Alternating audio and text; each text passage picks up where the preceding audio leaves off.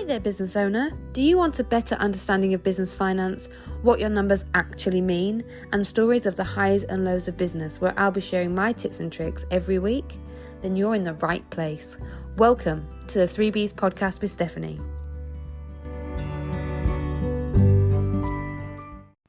Hello and welcome back to another episode of the 3Bs podcast with Stephanie.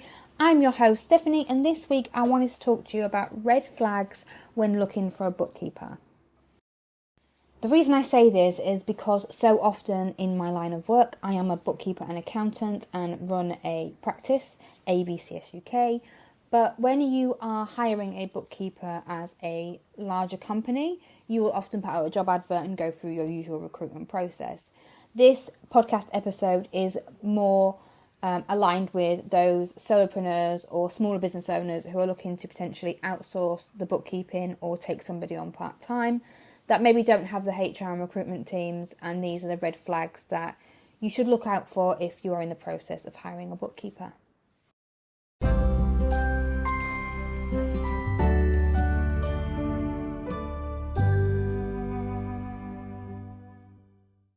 Did you know you don't actually need to have a qualification to call yourself a bookkeeper or accountant?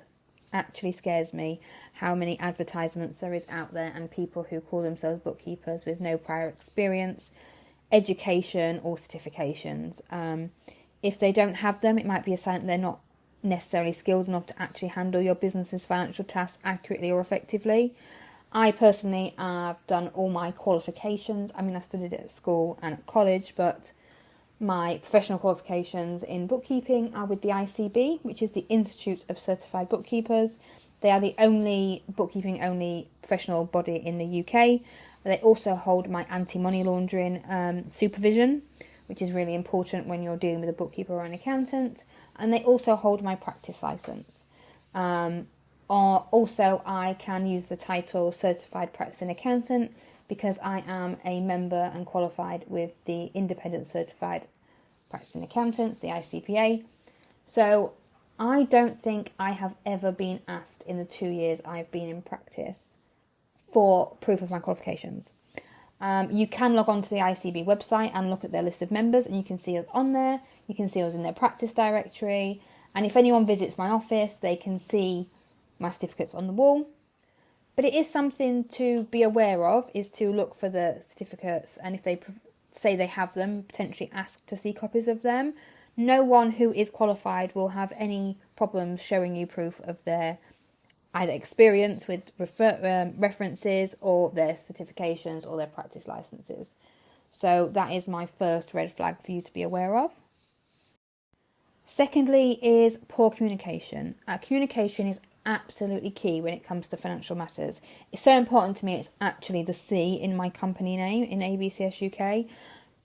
If a bookkeeper is consistently unresponsive to your inquiries, fails to provide you clear explanations that you can understand, or struggles to convey complex financial concepts in a way that you understand it, then it could indicate that there's a potential issue down the road.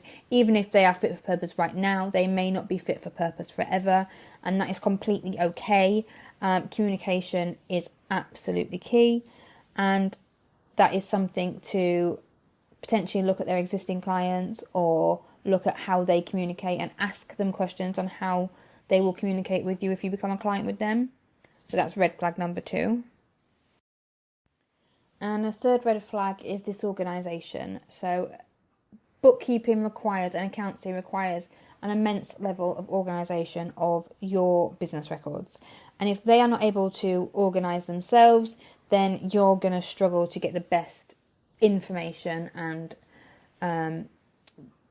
work out of those bookkeepers. Pay attention to early signs of disorganisation. Could be missing or misplaced receipts you know you've given them, inconsistent data entry, or frequent errors that you spot in your financial reports.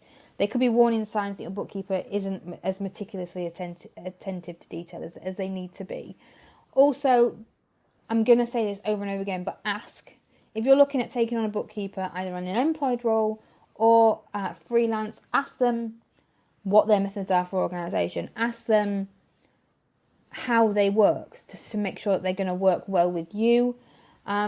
Bookkeepers often end up being accountability partners unknowingly, having to need those receipts and those expenses and those invoices and that information on a regular basis. It sometimes keeps you accountable as a business owner to keep your own business organisation up to date, away from the financial aspect of it. So disorganisation is a big red flag for me when you're looking for a bookkeeper.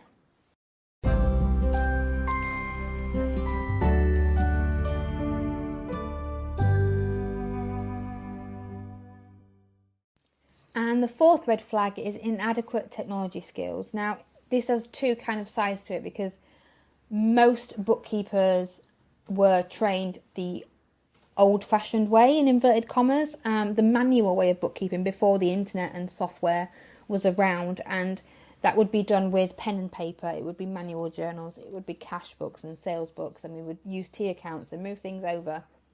Lots of technical words there, I'm aware, but that the software has the same intent behind it, but in today's world, even the ones who were trained manual way only, they should be proficient with financial software and relevant tools, and all bookkeepers should be able to do that for you. If your potential hire that you're looking to take on as a bookkeeper, either an employed role or outsourced, if they lack the necessary technology skills to use accounting software effectively, or they're not up to date with the latest tools, then they could hinder the efficiency and accuracy of your financial data. And these tools really can streamline your life as a business owner. They can really help make your life easier and more streamlined. I caveat that by saying they should be proficient with financial software, but a lot of bookkeeping and accountancy practices will use maybe one or two.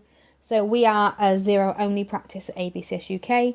We only use Xero software, but it doesn't mean we can't use the other software. I'm also QuickBooks Pro Advisor certified, so I can use other softwares. It's just that the choice has been made to give a better service, to use the same software, because it standardises it across all of our clients, which I feel does give a better service to our clients.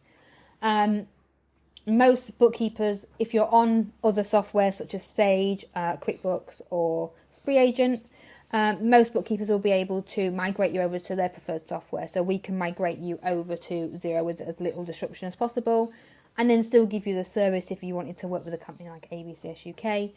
And most bookkeepers should be able to do that for you. So if they are not proficient with financial software, don't have tools like receipt capture tools to streamline your processes, or payroll software with portals so they can log in and your employees can log in and get pay slips, then that could be a big red flag for you, and that could be something you need to look at further. And the fifth and final red flag to look out for when you're hiring a bookkeeper is those ethical and integrity concerns that may crop up for you. This one I really wanted to include because it works both ways, both from the bookkeeper's perspective. The business that they're operating with needs to match their ethical and integrity standards, and vice versa. At ABSS UK, at my practice, we have company values of honesty, excellence, communication and kinetic, which makes complete sense. I think shouldn't come as a surprise that it's so important to us that we are open and honest both ways at all times, because I often use the analogy that if you go to the doctors with a headache and tell them your back hurts, they can't help you with the headache. So being open and honest and upfront from the beginning is really important from both sides. And your bookkeeper is going to be handling very sensitive financial information. So if there's any signs of discrepancies in records, unexplained transactions, or unusual financial patterns, don't ignore them. Do ask your bookkeeper about them. A good bookkeeper will be very open and explain what they've put where and why. And if you don't agree with that, then they are always happy to have a conversation with you and make any amendments that are necessary.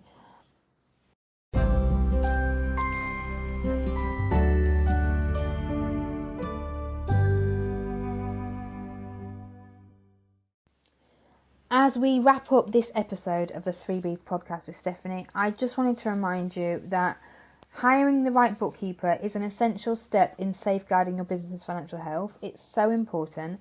By being attentive to these red flags, the lack of qualifications, the poor communication, the disorganisation, inadequate technology skills and ethics concerns, you can make a more informed decision and ensure that your financial records are in safe and capable hands.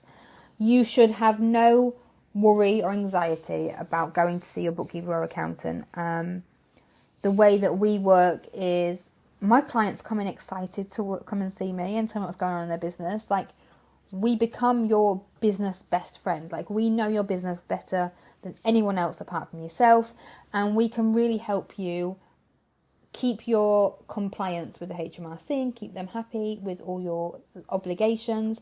We can help you achieve your financial goals and help you make those better business decisions by having that up-to-date information to make decisions strategically and with a bit of backing and confidence, which helps ease the anxiety when you're taking a risk or making that next step in your business. Thank you for listening. As always, please do rate and review if you're listening to this, especially if you're on Apple Podcasts. It really helps me reach more business owners, and I really want to help as many as possible build a better business. So until next week, stay financially savvy, keep an eye out for those red flags, and I will see you soon.